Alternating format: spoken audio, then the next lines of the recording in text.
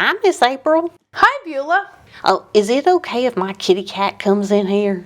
Oh, I don't know. Some people are allergic to cats. Oh, well, Cletus ain't got much fur. He ain't gonna make nobody sneeze. Well, I guess he can come in for just a second. Oh, good. Here, kitty. It's okay. Don't be scared. Oh my goodness. Beulah, that's a lion. Right. Lions are big cats. Beulah, we can't have a lion in here.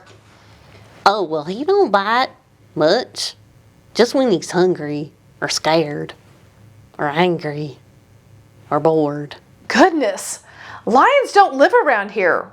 Where did he come from? Well, I sure don't think he's that lion that escaped from the zoo.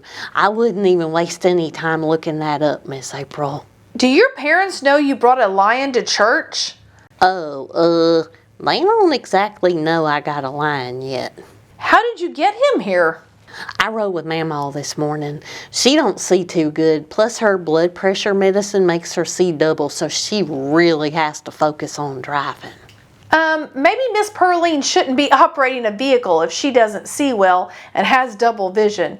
But it seems like she would have noticed a lion in the car. Well, I told Cletus to be real quiet.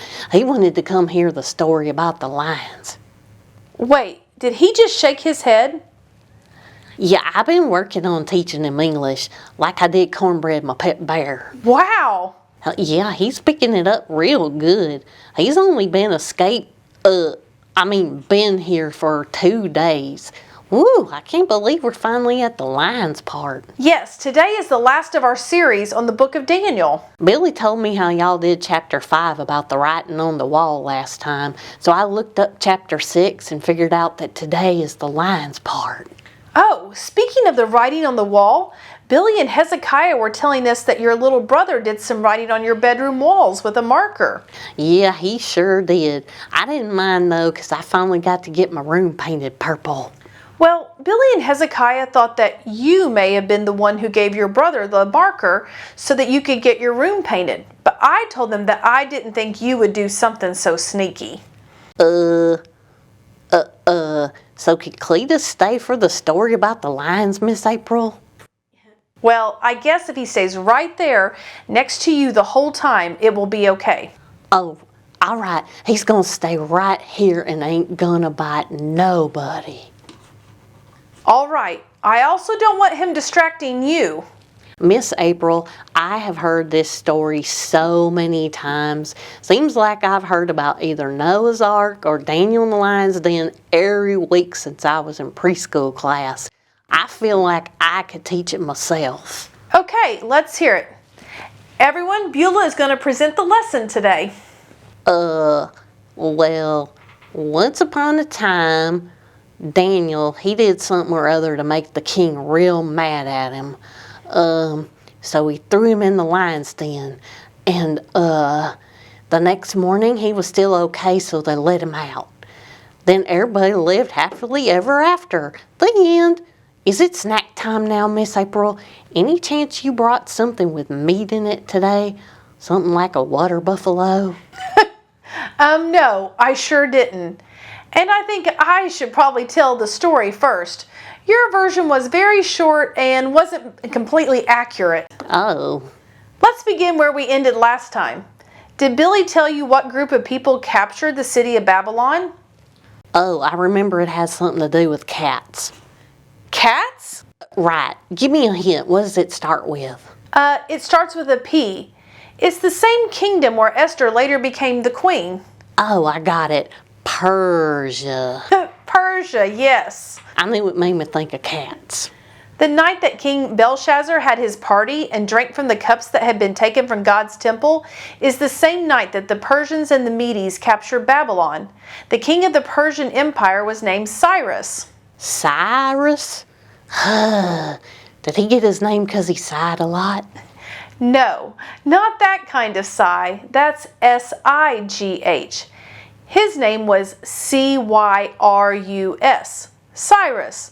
God had given Cyrus a message. The writing on the wall. No, that was a message from King Belshazzar of Babylon, that he was about to lose his kingdom. Miss April, when are we going to get to the part about the lions? Did King Cyrus throw Daniel in the lion's den?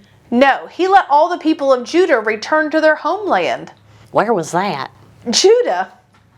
Judo? That's kind of like karate. My papa's been taking karate lessons ever since all them possums have been getting in his trash.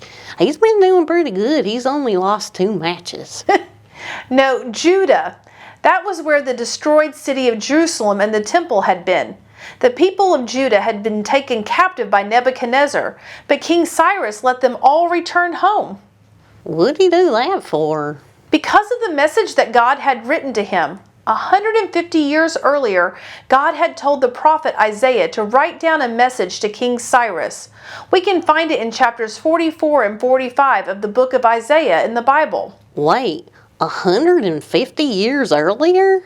Yes, God had Isaiah write down the message to Cyrus a long time before he was even born. So when he was shown the 150-year-old scroll with God calling him by name, he was impressed. Especially since it mentioned how the river would be dried up, which is exactly how Cyrus had taken over Babylon. Oh yeah, Billy told me how the river got sent off in another direction, so the water around Babylon was low. Cyrus not only let the Jewish people go back to Judah, but he also gave them all the things that had been taken from the temple by Nebuchadnezzar.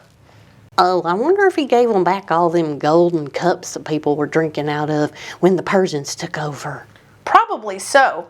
The Bible says that there were 5,400 gold and silver items that King Cyrus gave back. Wow, did Daniel go back to Judah? Judah. No, by this time he was at least in his mid-80s, so he stayed put. And just like he had been an advisor to King Nebuchadnezzar, he was also given a high position in the Medo-Persian Empire. The what-o Persian Empire? Medo. The Medes were people who lived close to the Persians in what is today the country of Iran. These two had teamed up together so both King Darius, the Mede, and King Cyrus, the Persian, ruled at the same time. Oh, okay. King Darius appointed 120 people to be his officials in Babylon, and over all of them were 3 governors. Guess who was one of the governors? Well, he's always doing good stuff and is who we done been learning about for weeks, so I'm gonna guess Daniel. Yes! Daniel was made one of the governors, and he did such a good job that King Darius put him... In the lion's den? No! I was going to say he put him in charge over everyone, all the officials and the other 2 governors. Oh, if I was in charge, I'd have a big old fancy house and somebody to fix my hair every day and somebody to make me spaghetti for every meal and somebody else to bring me candy all day long. Oh, and I'd sit in a comfy chair and have people carry me in it wherever I wanted to go. Well, Daniel was busy leading and making decisions, but since he was the top governor, the other governors and officials were jealous of him. They looked for ways to get him in trouble, but they couldn't find anything he was doing wrong. He was faithful and served the king well. So how come he ended up with all them lions? Because of all the jealous officials. They realized that they couldn't accuse him of any wrongdoing, so they decided to get him in trouble because of his faith in God. How could they do that? By making it illegal to pray to God. Illegal to pray? How could it be against the law to pray? Well, in this country, we're blessed with the freedom to worship God. But in other countries, even today, it's illegal to worship the one true God. And that's what happened in Babylon.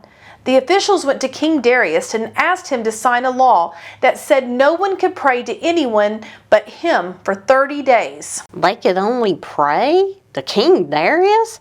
Miss April, are you pulling my leg? Nope.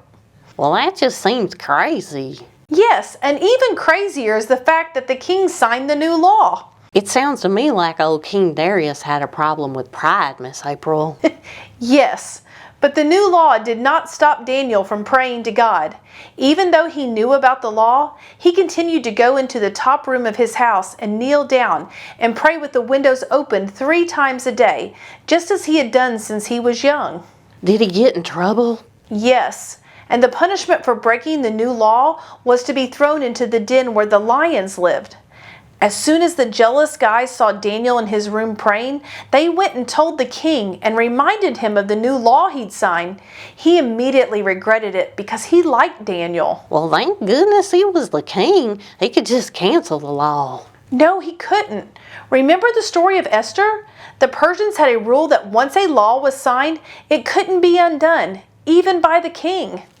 Oh, yeah, that's why they had to make another law that the Jewish people could defend themselves when that bad guy, Heinous, tried to get them all hurt with his law. Right, Haman, he was the bad guy. Oh, yeah. So King Darius had to throw Daniel in with the lions? Yes, he spent the whole day trying to figure out a way to help him, but there wasn't anything he could do. In the evening, the officials came to see that Daniel's punishment was carried out. Oh, no. I bet those lions weren't real nice like Cletus here. No, they weren't. Before he was thrown in their den, King Darius told Daniel that he believed that God could and would save him. He must have heard about how Daniel's friends had been saved from that fiery furnace. That reminds me, Miss April, my pet bear Cornbread has suddenly become afraid of the oven in the kitchen. He won't even go near it. I can't figure out why. Well, he should probably stay away from the oven anyway, and yes, King Darius may have heard how God had rescued Daniel's 3 friends, Shadrach, Meshach, and Abednego, from Nebuchadnezzar's furnace. Couldn't Daniel just leave the lions then after everybody left? No, they placed a large stone over the opening so that neither Daniel nor the lions could escape. Oh, she ain't talking about your escape. Landscape. Did I tell you that Cletus likes to plant flowers? He can dig a hole real fast with his big old paws. No, you didn't mention that. Well, let's get back to the story. What happened next, Miss April? Both Darius and the officials sealed the dirt around the rock with their signet rings. What's a signal ring? Signet. It's a ring that has a unique design for each person. Kings and top officials would press them into a waxy substance to leave a mark that could only be made by their ring. It was used to show that an important document hadn't been opened or that the document came from them. Kind of like a signature? Yes, exactly. I've been practicing printing my name real nice for when I become famous and people want my autograph. How do you plan to become famous? I'm going to have a YouTube channel for hair and makeup. Plus, there's my acting career. Yes, how did the musical at your school go? It was good. It was a big responsibility being the star of the show. Oh, Billy said you were only in the goat herder scene. Right. I mean, I was the star of the scene. The drama teacher said I was the best goat too she'd ever had. What happened after they sealed up the lions den with their rings, Miss April? Well, King Darius didn't eat dinner, and he couldn't sleep that night because he was so concerned for Daniel. Very early the next morning, he went to check on him. When I was looking up what we'd be learning about today, I saw that there's 6 more chapters in the book of Daniel, so everybody can tell that he was okay. How else could he have written the rest of the book? Oh, that's some good use of logic, but those last 6 chapters aren't in chronological order. Chronological order? Chronological. They're not in order by time.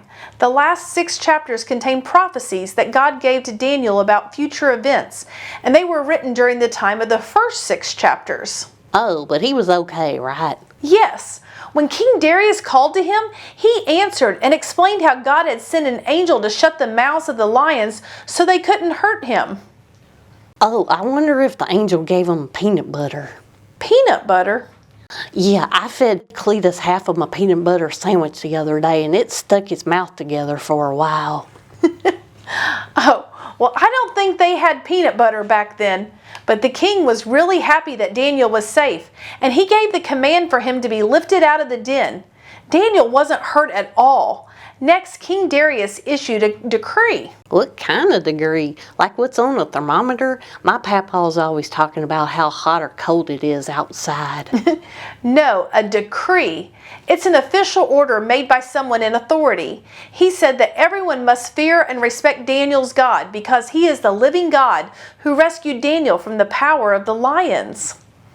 Oh, that's like what Nebuchadnezzar did after the fiery furnace incident. That's right. Did Daniel live happily ever after that? Yes, the Bible says he prospered during the reigns of King Darius and King Cyrus. Oh, good. So now is it snack time, Miss April?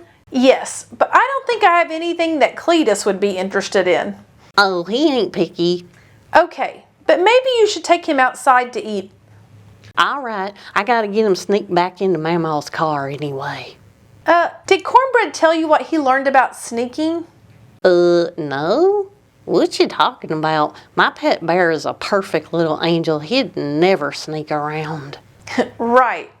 Well, it's just that if you need to hide what you're doing, there's a good chance that you shouldn't be doing it. Oh, but I'm just taking care of a friend that needs help.